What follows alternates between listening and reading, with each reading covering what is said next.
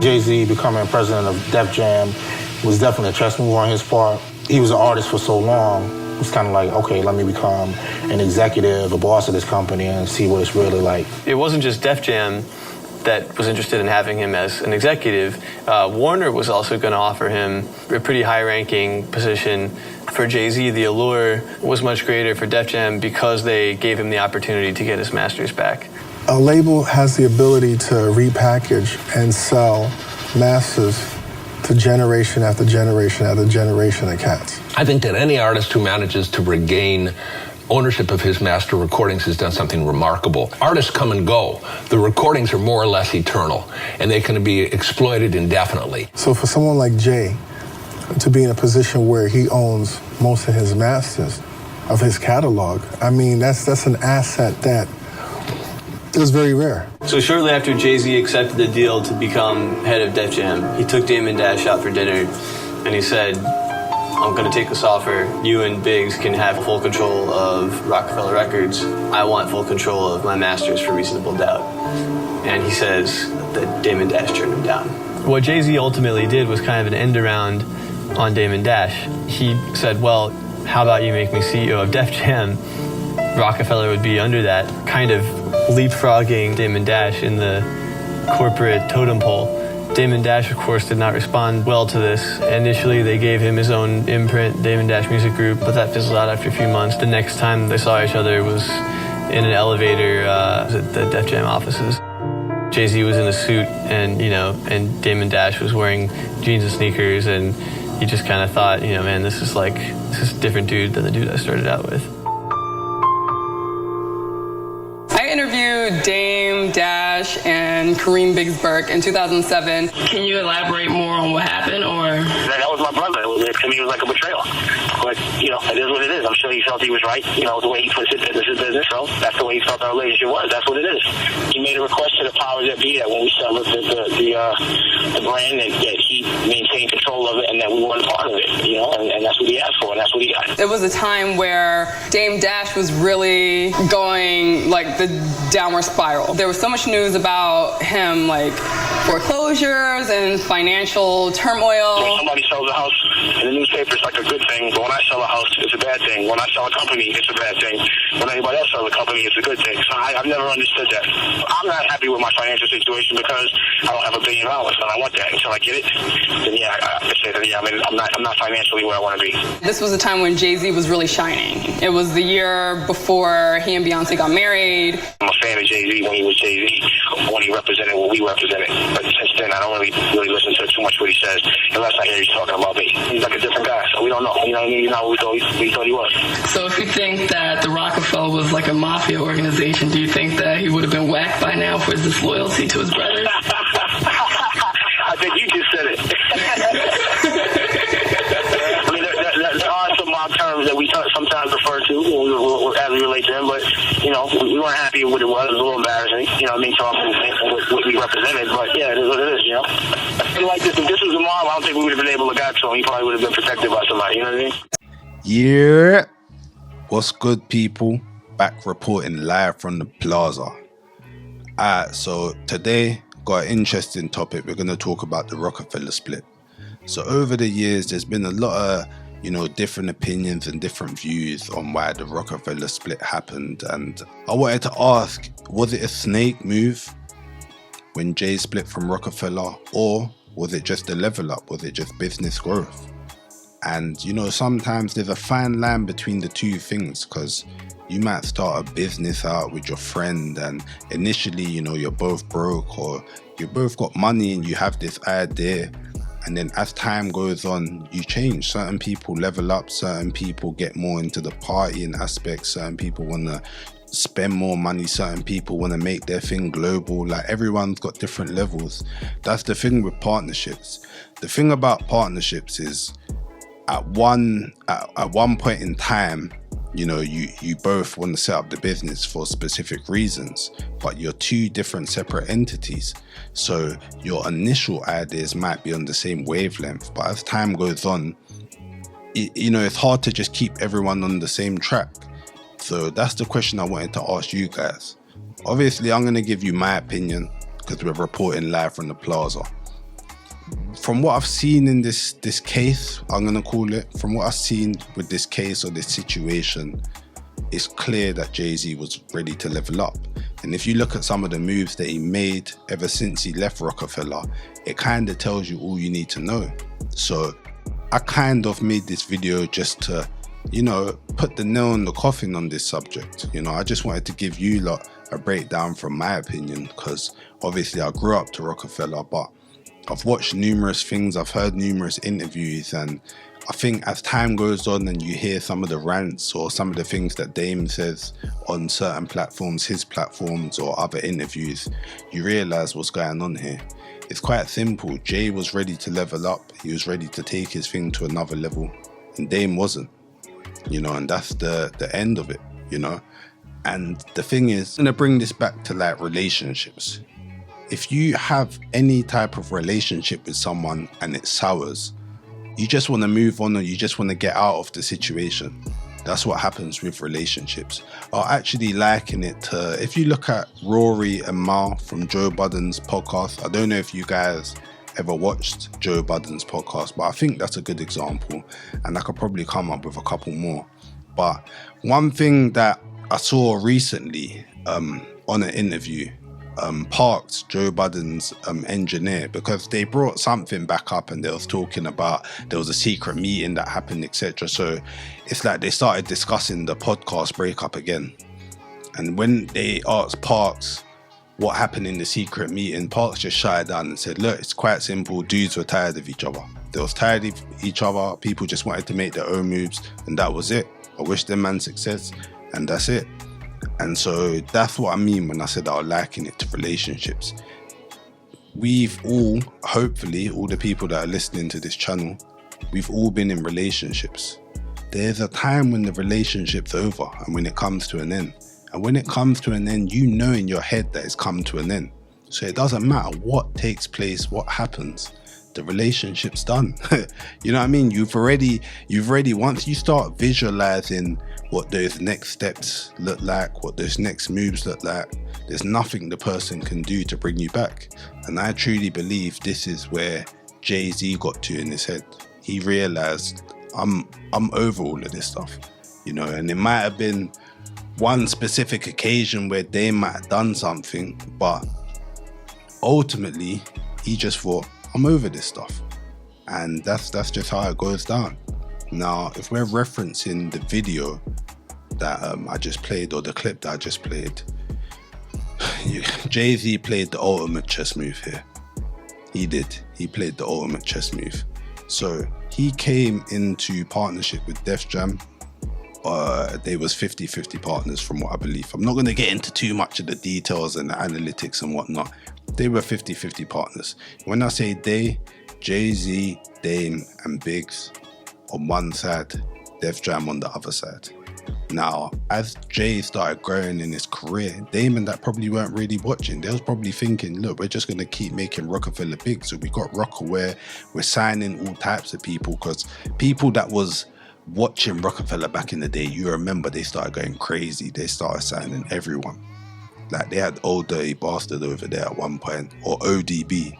They had him over there at one point, had Nori was in the mix. Like they just started going crazy. Like anyone who had a name or was known, they was just bringing them over to them. So while Dame's doing all of this, Jay's planning his escape.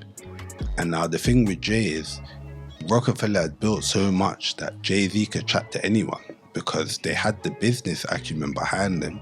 So they had the producers, they had the studios, they had the artists, they had the hits, they had, I think they even had like a liquor company, they had movies. Even though some of this was Dame's things, they had this under their belt. So when you're going into business with any companies, obviously we know nowadays everything's based off numbers and analytics in the media space. But when it came down to it, he could just go up to any company at that point, whether it be Warner, whether it be Def Jam, whether it be Capital, whoever. He could go to any of them and have a conversation just based off his track record. That's what business is about, track record. Where have you done this before? And, you know, how have you done it? Was it successful? So think about it. And on top of that, on top of all the things that I mentioned, the premier artist for Rocafella was Jay-Z, as he should be, because it's his label. So if he wanted to put all the resources behind him, as he should. So he could go and talk to anyone. Now, this is what Dame and that, they weren't really deep in it. And I reckon if Dame was to play this game again, he wouldn't have given Jay-Z so much power. He would have kept him as the artist. But obviously, when you see him on interviews now, he's saying, no, I'm not going to do that. I want to empower people. Fair play to him. But what happened was, where Dame was just an executive, where Biggs Burke was just an executive, Jay was an executive and an artist. You know what I mean? So he's a business guy and an artist. So he had more cards than them. So they didn't realize it. So what Jay went and started doing was, you know, maybe some stuff came to his table, but I reckon he started looking. And then on top of that, he's locked in with Beyonce around the same time. So his moves was already been made. He was making big chess moves. So what you've got now is the dynamic changing, because you've got three guys that are level. They're actually level. You might have Jay-Z slightly above all of them, but they're all thinking we're level, we're business partners. This is all of our babies. We all started this from the ground up. Jay-Z's made a crazy chess move where he said, yeah, you guys are working for me now. That's basically what he's done. He became the president of Def Jam. He said, you guys are working for me. So imagine going from a group of three of you making joint decisions or having to vote to do things. You've approached that same group and said, you guys are working for me now. just think about that for a sec. So it is the ultimate chess move. Now the question is it a snake move? It's a hard one, because it is a snake move, but at the same time, Jay-Z came into the game with his own agenda at the end of the day. There was some point where he thought, you know, I can handle my own business. That I don't really need to do all of this stuff. I'm doing this stuff to be nice, but I don't really need to do all of this. So he had his own agenda, and that's just what happens in business, unfortunately. Like I explained at the beginning of the video, or the beginning of when I started talking, at first, the aim was to, you know, make a label and, you know, get platinum sales or whatever. That was their aims originally. Okay, we've achieved that now. Now let's strengthen the label. Okay, we've achieved that. Now let's go on the tour. Let's sell out Madison Square Garden. Let's drop 6 albums consecutive. We've done it all. So what's the next objectives? So when Jay's probably looking around, he's seeing Dame still doing the same thing, Cristal, throwing it in women's hair, and do you get what I'm saying, getting into street fights with people who ain't even on there. He's probably looking around like, this is an idiot thing. That's what we say in the UK. This is an idiot thing. I'm gone. Do you get what I'm saying? So yeah, like I don't know if you can call it a snake move. For me, it's more of a thing. Dame, he probably never thought it would happen, but this just shows you, when you do business, you always got to be on your P's and Q's, and you always got to have awareness. You always got to be looking at what's going on around you. Don't get too comfortable. And I'm going to bring it back again. It's the same as relationships. If you got a girl, you might think, oh, this is the best girl ever, I'm married. Listen, wake up, bro. Are you doing everything that you need to be doing for this girl? Wake up. Wake up. Keep an eye on what's going on. Don't think it's all good and you can relax. You can never relax. Dame learned a hard lesson for me, and Biggs learned a hard lesson.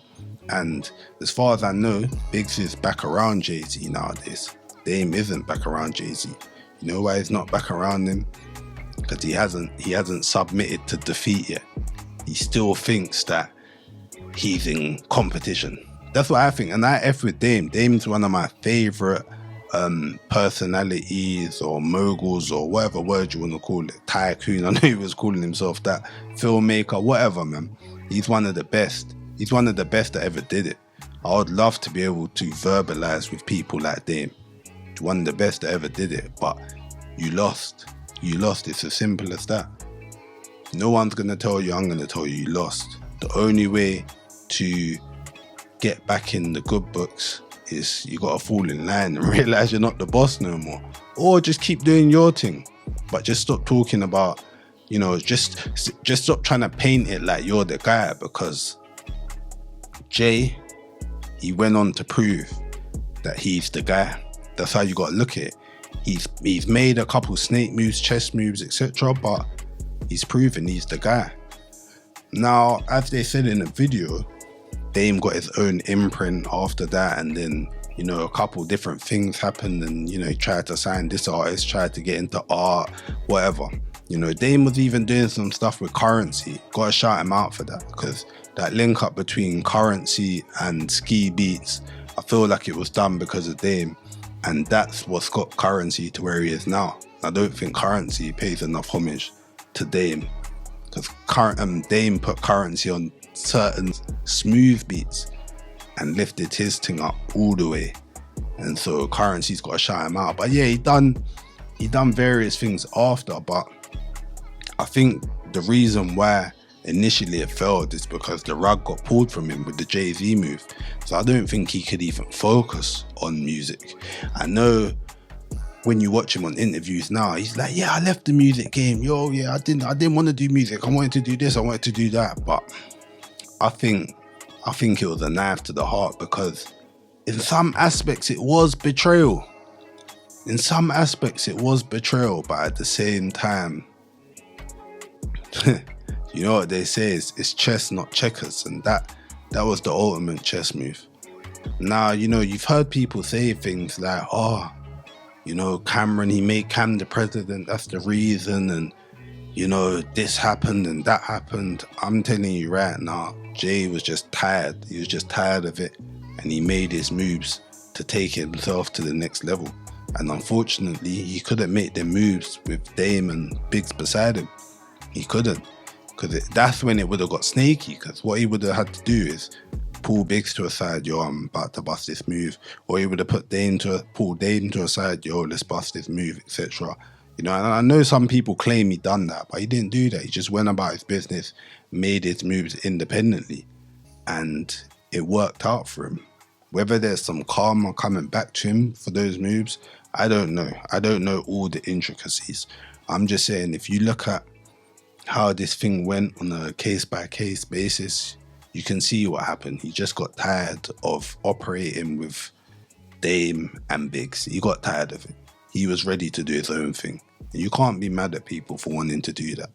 Now, he wanted his masters as well. As they said in the video, he wanted his masters. He wanted to put up some money for the masters. And he wanted to do like a little trade for the masters. That's cool. It's understandable. It's understandable because he feels like he's the artist. You know, he wants his masters back. He doesn't want people to be profiting off his work. Obviously, the guys declined it. I believe they still, all three of them own it. I think that's fair, at least. I think that's fair. However, I would definitely like to see all of them rekindle their relationships. I would like Dame to take on a more, I'm not going to say a humble approach, but a more diplomatic approach. And I want to see Jay, I want to see him connect more with guys like Dame. It would be good to just see him go onto their platform and them not just talk, but Jay's not going to do that. He's not going to do that, but it would be good to see some things like that, because it helps the culture, honestly. These are big guys in the culture. When you look at Rihanna, Kanye, who else, man? Obviously, you got guys like Beanie Siegel, the Young Guns, but there's a few people that come from that Rocafella plant, you know, that Rocafella family tree. There's a few people that come from it, but it shows you how influential these guys are if they can get on the right page. So, you know, I personally feel it's necessary for the culture. But look, let me know your opinions on what I just said. And I know certain people are going to be mad that I posted this, but don't get mad at the messenger. I'm just reporting live from the plaza.